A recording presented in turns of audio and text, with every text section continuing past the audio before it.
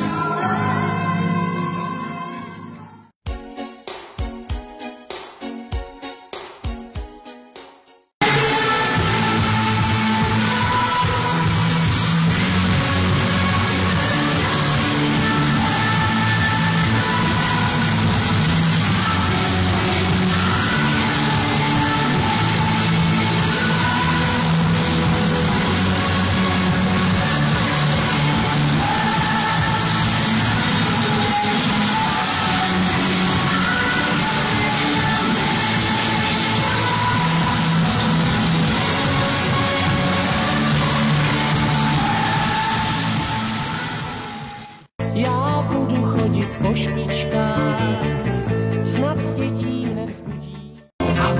První sloka! Představte si, co jsem měl dnes v obědu. Buchtičky se šodou, zapíjel jsem je vodou, porůvky na sádle. Učení páni zkušení, já rád bych k vám teď podotknul. Nikdo z vás nemá tušení, že v dálce stojí malý půl. Vítáme vás po ránu, ovšem nejenom k poslechu, ale hlavně ke cvičení, ano? Vykročíte jednou nohou dopředu, ale pořádně daleko, ale tak prosím, aby váha těla byla na obou nohách stejně.